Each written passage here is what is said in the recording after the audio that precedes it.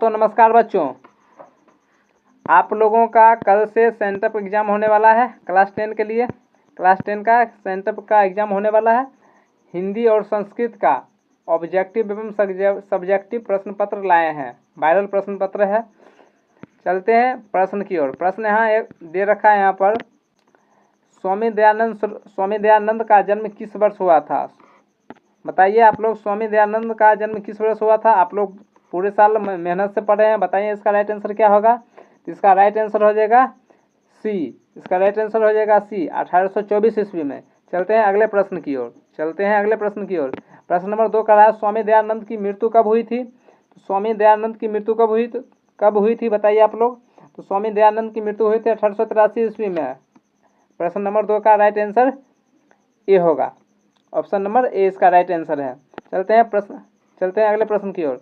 प्रश्न नंबर 3 है, संस्कार कितने होते हैं?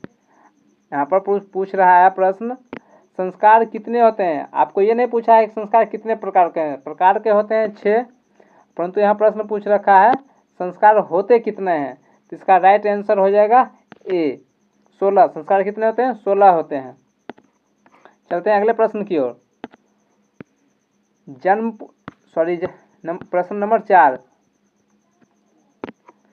जन्म पूर्व संस्कार कितने होते हैं? बताइए यहाँ पर जन्म पूर्व संस्कार कितने होते हैं। ऑप्शन ए है 3, ऑप्शन बी है 2, ऑप्शन सी है 4, ऑप्शन डी है 1। तो बताइए जन्म पूर्व संस्कार होते हैं 3। 4 का राइट आंसर हो जाएगा ए। 4 का राइट आंसर ए होगा। चलते हैं अगले प्रश्न की ओर। संस्कार के कितने प्रकार हैं? अब यहाँ पूछ रहा है आपसे संस्कार के कितने प्रकार होते हैं। तो बताइए संस्कार के कितने प्रकार होते हैं। तो संस्कार के प्रकार होते हैं 7। संस्कार के प्रकार होते हैं 7। कितने होते हैं? 7 होते हैं। चलिए इसका राइट आंसर होगा 6। इसका राइट आंसर हो जाएगा 5 का राइट आंसर सी।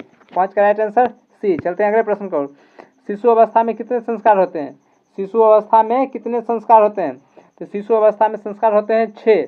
शिशु अवस्था में संस्कार होते हैं 6। इसका राइट आंसर हो जाएगा ए। 6 का राइट आंसर ए होगा। जो है लाज होम किस संस्कार के अंतर्गत आता है? तो लाज होम आता है विवाह संस्कार के अंतर्गत। तो इसका राइट आंसर हो जाएगा बी। 7 का राइट आंसर बी। चलते हैं अगले प्रश्न की ओर। प्रश्न नंबर 8 है, भारत महिमा पाठ का प्रथम श्लोक कहाँ से लिया गया है? बताइए भारत महिमा पाठ का प्रथम श्लोक कहाँ से लिया गया है? या विष्णु पुराण से लिया गया है? राइट आंसर इसका होगा बी। 8 का राइट आंसर बी। चलते हैं प्रश्न नंबर 9, अथर्ववेद में कितने ऋषिकाओं का वर्णन है? अथर्ववेद में कितने ऋषिकाओं का वर्णन है? तो इसका राइट आंसर होगा सी, 24। 24 ऋषिकाओं का वर्णन है। चलते हैं अगले प्रश्न 10। प्रश्न नंबर 10 देखिए। प्रश्न नंबर 10 का रहा, सभी ऋषिकाओं का वर्णन किस वेद में? अभी इससे अगला प्रश्न क्या पूछा था, जो किस वेद में ऋषिकाओं का वर्णन है। अब यहाँ पूछ रहा है सभी ऋषिकाओं का वर्णन किस वेद में है। तो इसका राइट आंसर हो जाएगा सी। इसका राइट आंसर होगा सी, अथर्ववेद में सभी ऋषिकाओं का क्या है? वर्णन है। चलते हैं अगले प्रश्न को। मैत्रेय की चर्चा किस उपनिषद में की गई है? मैत्रेय की चर्चा किस उपनिषद में किया गया है? मैत्रेय याज्ञवल्क्य की पत्नी है और इसका चर्चा किस में किया गया है? तो इसका चर्चा किया गया है ए। इसका राइट आंसर हो जाएगा ए। चलते हैं अगले प्रश्न की ओर। विद्यापति किस भाषा के कवि हैं? बताइए विद्यापति किस भाषा के कवि हैं? मगही, मैथिली, अंगिका, भोजपुरी। तो हम लोग ने आलस कथा पढ़े हैं, उसमें ये बताया गया है कि विद्यापति जी मैथिली कवि हैं। क्या कवि हैं? मैथिली कवि हैं। प्रश्न नंबर 13, आलस कथा में आलस पाठ में कितने पुरुष सोकर आपस में बात कर रहे थे?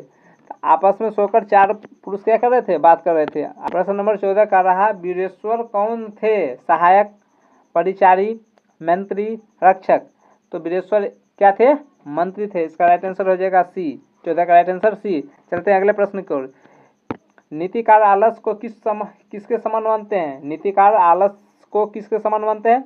रिपु और मित्र, इनमें से कोई नहीं। देखिए नीतिकार आलस को रिपु मानते हैं। क्या मानते हैं? रिपु, मतलब यानी शत्रु मानते हैं।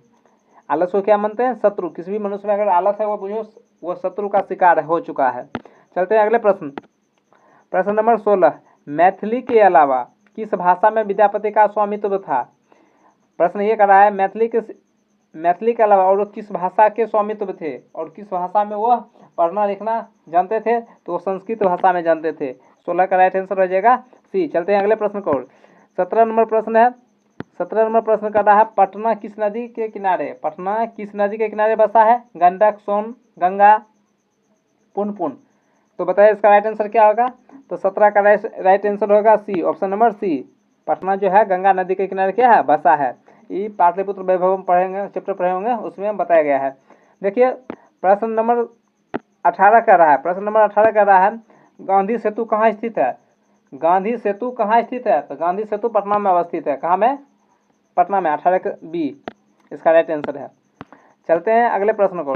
सत्यमेव जयते कहाँ से लिया गया है? सत्यमेव जयते कहाँ से लिया गया? तो 19 का राइट आंसर होगा डी, मुंडकोपनिषद से। चलते हैं अगले प्रश्न को।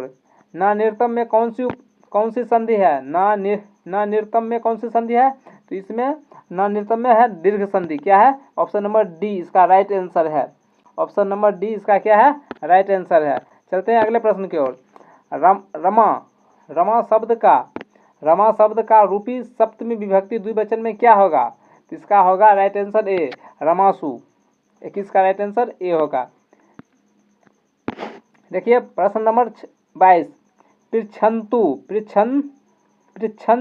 पृच्छन्तु किस लकार का रूप है? यह है लोट लकार का, लोट। 22 का राइट आंसर बी। चलते हैं अगले प्रश्न की ओर। ज्ञास्यन्ति पद का पुरुष और वचन निम्न में कौन सा होगा? ज्ञास्यन्ति पद का पुरुष और वचन निम्न में से कौन सा होगा? इसका राइट आंसर होगा, तो इसका राइट आंसर होगा बी, मध्य पुरुष बहुवचन, मध्य पुरुष बहुवचन। चलते हैं अगले प्रश्न की ओर। प्रश्न नंबर 24 है, वागीसह का संधि विच्छेद क्या होगा? वागीसह का संधि विच्छेद होगा वाक जोड़ ईसह। इसका राइट आंसर होगा बी, इसका राइट आंसर होगा बी। चलते हैं अगले प्रश्न की ओर। जगन्नाथ का संधि विच्छेद निम्न में से कौन सा होगा? जगन्नाथ का संधि विच्छेद निम्न में से कौन सा होगा? देखिए जगत जोड़ नाथ नहीं होगा, ये नहीं होगा। जगत जोड़ नाथ ये भी नहीं होगा। जगत नाथ नथ ये भी नहीं होगा। इसका राइट आंसर होगा बी, जगत जोड़ नाथ। 25 का राइट आंसर बी।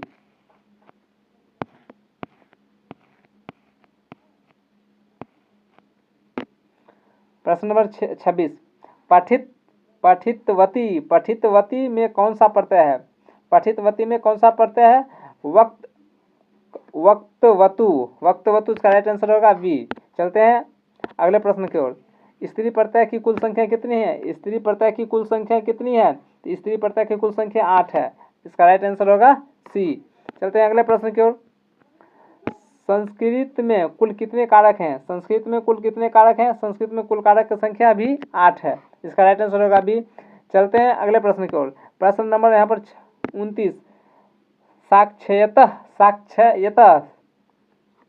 पद का धातु क्या होगा? इसका राइट आंसर होगा सक।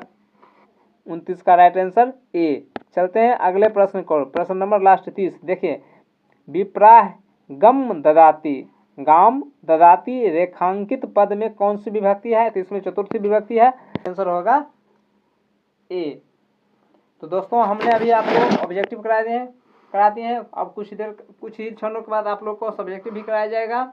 आप लोग चैनल पर पहली बार आए तो लाइक, सब्सक्राइब एवं शेयर करना ना भूलें।